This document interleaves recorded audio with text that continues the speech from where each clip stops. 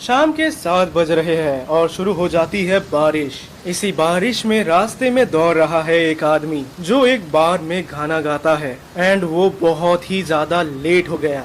अगर वो टाइम पर इवेंट में ना पहुंचे तो बेचारे को आलतू फालतू जगह में परफॉर्म करना पड़ेगा, जो कि उसको मंजूर नहीं। उसने ऐप पे कैब बुक करने की कोशिश की, लेकिन बारिश के पानी के चलते उसका फोन हैंग हो जाता है। लड़का अपने फोन को हिलाता है इन एन अटेम्प्ट कि काश ये ठीक हो जाए, लेकिन ऐसा होता नहीं। वही रास्ते में उसे दिखती है लाइट, क्योंकि उसके ठीक पीछे पार्क हुई एक कार। लड़की को लगता है कि शायद ये वही कैब है जिसको उसने बुक किया और वो सीधे अंदर बैठ जाता है। गाड़ी बहुत ज्यादा गंदी है, हर तरफ बियर के कैंस पड़े हुए थे। लड़का ड्राइवर से माफी मांगने की सोचता है क्योंकि वो गीली हालत में कार के अंदर घुस गया, लेकिन अपेरेंटली कोई भी ड्राइवर मौजूद ही नहीं है फ्रंट सीट में। लड़का समझ नहीं पाता कि ये क्या हुआ, क्या ये कोई ऑटोमेटिक कार है? लेकिन ऑटोमेटिक कार्स इतनी पुरानी तो नहीं दिखती। तभी सामने वाली स्क्रीन में कुछ अपीयर हुआ। Would you like to be freed from your Dave and Buster's? Tap answer for yes, tap hang up for no. लड़के को लगता है कि शायद ये कोई भद्दा सा प्रैंक होगा। वही नीचे बटन्स भी थे तो उसने आंसर पर दबा दिया, यानी कि यस। अचानक से इंजन स्टार्ट हो जाती है, वो स्क्रीन फ्लिकर करने लगी कि तभी सब कुछ बंद हो गया। तभी कार में एक अजीब सा धुआं निकलता है जिसका स्मेल काफी अजीब होता है, लेकिन इससे पहले कि वो कुछ करता, अचानक से वो गायब हो गया। उसके गायब होते ही वो गाड़ी भी गायब हो गई, जैसे वो कभी वहाँ पर थी ही नहीं। पुलिस ने हर जगह जाकर इन्वेस्टिगेट किया। इनफैक्ट वो बार में भी पहुँच गए जहाँ पर उनकी तफ्तीश चली, लेकिन उन्हें कुछ भी नहीं मिला। ऐसा मानो जैसे कि ये म्यूजिशियन अपनी लाइफ से तंग आकर कहीं और चला गया। वैसे भी यंग लोगों का गायब होना काफी आम बात है, वो बस ऐसे ही कोई नई जिंदगी बिताने लग जाते हैं। एक हफ्ते के अंदर इन्वेस्टिगेशन बंद हो गई। वही टाउन के दूसरी तरफ एक बूढ़ी औरत अपने फोन को चेक करती है और उसे मिलता है एक ऐसा ऐप जिसको उन्होंने कभी डाउनलोड भी नहीं किया। वो ऐप को ओपन करती है और समझ ही नहीं पाती कि ये ऐप उनके मोबाइल में क्यों है। इससे पहले कि वो ऐप को डिलीट करती, उनके घर के बाहर ठीक वही कार आ गई। बूढ़ी औरत धीरे धीरे सावधानी से कार की तरफ बढ़ती है और दरवाजा खोलते ही उन्हें मिलती है स्ट्रॉन्ग बियर की स्मेल। लेकिन फिर भी पता नहीं क्यों वो कार के अंदर जाके बैठ गई और तब वो नोटिस करती है कि कार के अंदर तो कोई ड्राइवर है ही नहीं।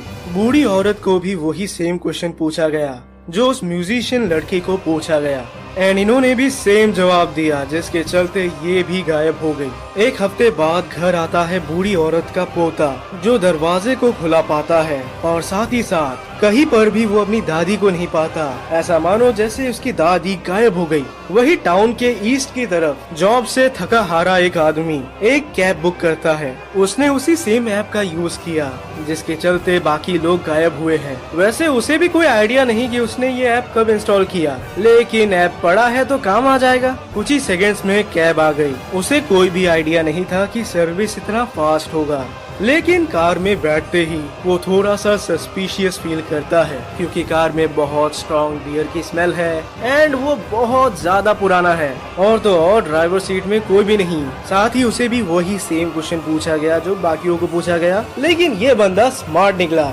इसने बोला ओह नो थैंक्स और सीधे हैंग अप पे प्रेस किया। अचानक एक सेकंड के अंदर वो अपने घर पहुंच गया। उसके हाथ में डोर का चाबी है, लेकिन वो समझ नहीं पाता कि ये क्या हुआ। आपको लग रहा होगा कि ये बंदा लकी है जो ये बच गया, लेकिन कहानी ऐसी नहीं जाती। दरअसल उस हादसे के बाद ये बंदा जहाँ जाता इसे हर जगह वो गाड़ी दिखाई देता। ऐसा मानो जैसे वो गाड़ी किसी इंसान के जैसे उसे घूर रहा है। वो हर किसी को ये कहानी बताता, लेकिन कोई भी उस पर विश्वास नहीं करते। They think he is going insane। उसे अब गाड़ियों की आवाज से भी डर लगने लगा। उसके कोवर्कर ने उसे समझाया कि भाई तुझे रेस्ट की जरूरत है, तू रेस्ट कर और सब ठीक हो जाएगा, लेकिन कुछ भी ठीक नहीं होता। 2 दिन बाद अपनी शिफ्ट खत्म करके वो घर की तरफ रवाना होता है। उसकी आंखों को देखकर ही हमें पता चलता है कि शायद ये कुछ दिनों से अच्छे से सो नहीं पा रहा, लेकिन वो कोई भी कैब बुक नहीं करता। वो पैदल ही चलता चला जाता है कि तभी उसने कुछ नोटिस किया। उसके थोड़े ही आगे थोड़े ही दूर लग तो ऐसा रहा है कि ये वही कार है। कार को देखते ही उसके हार्ट में एक जोर से दर्द हुआ और वो काफी ज्यादा पैनिक मूड में चला गया। चाहते क्या हो तुम? फिर वो बिना हेडलाइट को चेक किए रोड को क्रॉस करने लगा। उसकी आंखें ठीक उस कार पे ही गड़ी थी, इसीलिए वो ध्यान ही नहीं देता कि उसके सामने से एक बस आ रही है। जब तक उसका ध्यान आया बहुत लेट हो चुका था।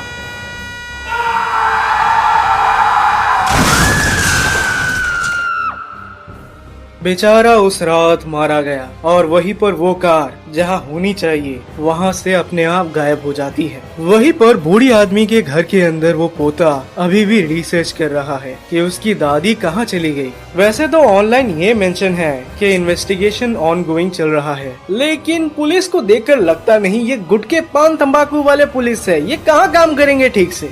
एक हफ्ते बाद एक पुलिस ने उसे बताया कि बूढ़े लोग तो ऐसे ही गायब होते रहते हैं, पर मेरी दादी वैसी नहीं थी। ठीक है, हम लोग देख रहे हैं, इन्वेस्टिगेशन कर रहे हैं, कुछ होता है तो बताएंगे।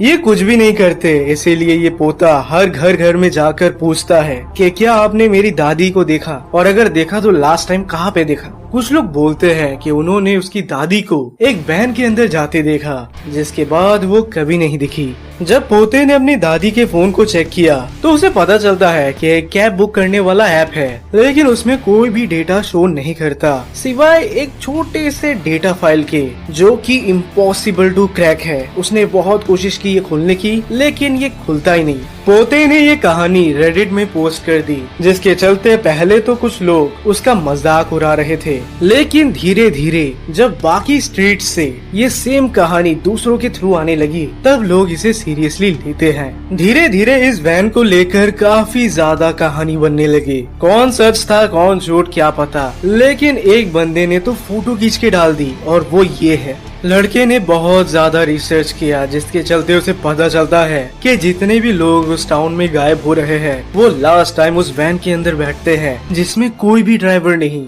वो इसे बुलाता फैंटम चैरियट, और ये इतना वायरल हो जाता है कि हर कोई इसके बारे में बात करने लगे। यूट्यूब पर इसको लेकर शॉर्ट फिल्म्स बनने लगे। इनफैक्ट टिकटॉक में तो लोग पागल हो गए। लेकिन एक दिन अचानक उसे आता है एक डीएम, जिसका कोई नाम नहीं बल्कि नाम में ही नंबर कोड में एड्रेस था, और कमेंट में लिखा था, अगर तुम इसको लेकर सीरियस हो तो अभी जाओ।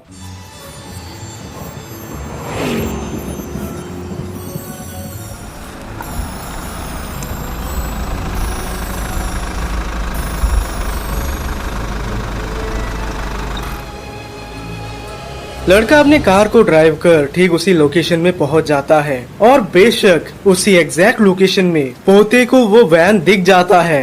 वैन को देख डर के मारे उसके दिल में धक धक होने लगा। फिर वो अपने फोन को निकाल कर लाइव चला जाता है और ये सब कुछ अपने दर्शकों को दिखा रहा होता है। ऑब्वियसली पोता भी वही सब देखता है जो कि हमने पहले ही देख लिया, इसीलिए ज्यादा डिटेल में नहीं जाएंगे। स्क्रीन अपने आप ओपन हो जाती है और उससे भी वही सेम सवाल पूछा जाता है। वीडियो लाइव वो बोलता है कि ये रियल है, कि तभी उसके चारों तरफ काफी सारे व्हीकल्स पार्क्ड होते हैं।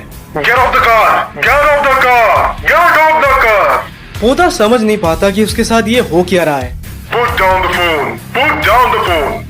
उसके चारों तरफ कुछ लोग हैं मिलिट्री सूट में। वही एक वैन के डोर को बंद कर देता है, साथ ही साथ वो उस लड़के के फोन को तोड़ भी देता है। कुछ ही देर में एमटीएफ एजेंट्स उसे लेकर वहां से रवाना हो जाते हैं, और रेडिट में ये जो भी बकचोदी चल रही थी सब डिलीट हो जाता है। कुछ देर बाद एक ट्रक आकर इस कार को फाउंडेशन में ले जाता है। रिसर्चर्स 2 हफ्ते तक इस पर नजर रखते हैं, लेकिन ये बिल्कुल भी मूवमेंट नहीं करता, ऐसा मानो जैसे ये रेस्टिंग मोड में चला गया। रिसर्चर्स को समझ आ गया कि टेस्ट के लिए इसके अंदर किसी को भेजना पड़ेगा, लेकिन डी क्लास को नहीं, क्योंकि डी क्लास जाएंगे और गायब हो जाएंगे, इससे तो कुछ पता नहीं चलेगा। इसीलिए वो एक ऐसे एजेंट को भेजते हैं जो ऐसे एंटिटीज को डील करना जानते हैं।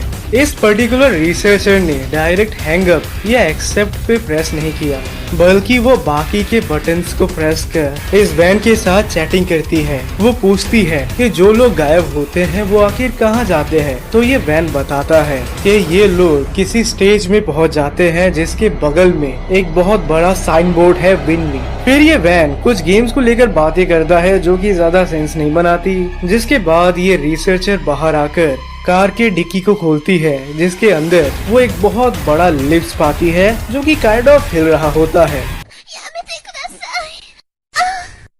जब वो वैन से इस लिप्स को लेकर पूछती है तो वो बताता है कि उसे इसको लेकर कोई भी आइडिया नहीं है।